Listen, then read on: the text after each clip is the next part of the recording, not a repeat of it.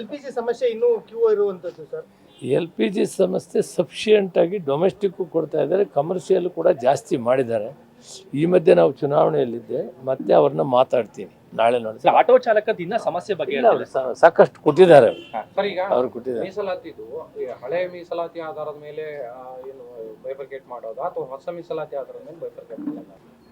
ನನ್ನ ಮುಖ್ಯಮಂತ್ರಿಗಳು ವಿಶೇಷ ಕ್ಯಾಬಿನೆಟ್ ಮೀಟಿಂಗ್ ಕರೆದಿದ್ದಾರೆ. ಎಲ್ಲ ಕುಂತು ಸಮಂಜಸವಾಗಿ ಅದನ್ನು ಯಾವ ರೀತಿ ಹಂಚಿಕೆ ಮಾಡಬೇಕು ಜನಸಂಖ್ಯೆ ಆಧಾರದ ಮೇಲೆ ಈಗಾಗಲೇ ಸಾಕಷ್ಟು ನಡೆದಿದೆ, ತೀರ್ಮಾನಗಳಾಗಿದೆ. ಅದು ಈಗ 17ಅನ್ನು 15 ಮಾಡುವಾಗ ಪ್ರಪೋರ್ಷನ್ ಕಡಿಮೆ ಮಾಡ್ಕೊಳ್ಳೋದು, ಅದು ಕನ್ಸೆನ್ಸ್ ಮೇಲೆ ಕುಂತು ಮಾಡ್ಕೊಳ್ಬೇಕಾಗ್ತದೆ, ಮಾಡ್ಕೊಳ್ತೀವಿ. ರೋಸ್ಟರ್ ಬಿಂದುಗಳ ವಿಷಯದಲ್ಲಿ ಈಗ ಚೀಫ್ ಸೆಕ್ರೆಟ್ರಿ, ಲಾ ಸೆಕ್ರೆಟ್ರಿ, DPR ಸೆಕ್ರೆಟ್ರಿ ಮತ್ತು ಸಮಾಜ ಕಲ್ಯಾಣ ಸಚಿವರು ಸೆಕ್ರೆಟ್ರಿ ಅವರು ಒಂದು ಅಭಿಪ್ರಾಯಕ್ಕೆ ಬಂದು ಅವರು ಒಂದು ರಿಪೋರ್ಟ್ ಕೊಡ್ತಾರೆ. ಅದರಂತೆ ಎಲ್ಲರಿಗೂ ಸಮವಾಗಿ ಹಂಚಿಕೆ ಮಾಡ್ಕೋಬೇಕು. ABCಗೆ ಯಾರಿಗೂ ಅನ್ಯಾಯ ಆಗದಂತೆ ಮಾಡಬೇಕು ಅಂತ ನಾನು ಕೂಡ ಸಲಹೆ ಮಾಡಿ.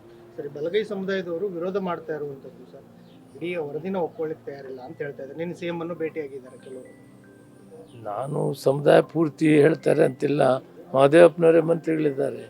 ಈಗ ಅವ್ರ ನೇತೃತ್ವದಲ್ಲಿ ನಾವು ಪರಮೇಶ್ವರ್ ಅವರು, ಶಿವರಾಜ್ ಚಂಗಡಿಗೆ, ತಿಮ್ಮಾಪುರು, ನಾವೆಲ್ಲ ಒಟ್ಟಿಗೆ ಸೇರಿ ಆ ಕನ್ಸೆನ್ಸಸ್ ಮೇಲೆ 17ಅನ್ನು ಯಾವ ರೀತಿ ಮಾಡ್ಕೊಂಡಿದ್ವಿ.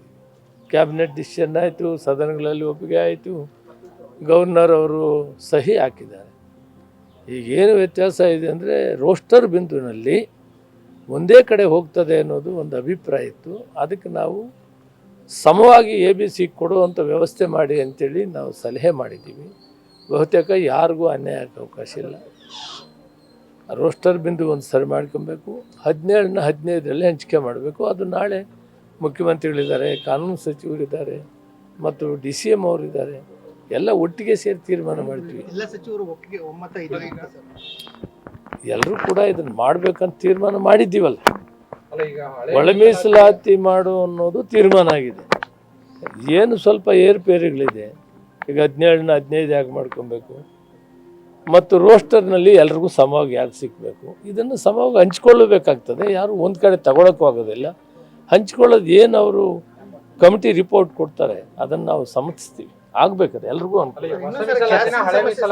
If you like this video ಬೇಗ ಲೈಕ್ ಮಾಡಿ, ಕಾಮೆಂಟ್ ಮಾಡಿ, ಶೇರ್ ಮಾಡಿ ಹಾಗೂ ಯೋಯೋ ಟಿವಿ ಕನ್ನಡವನ್ನು ಸಬ್ಸ್ಕ್ರೈಬ್ ಮಾಡಿ.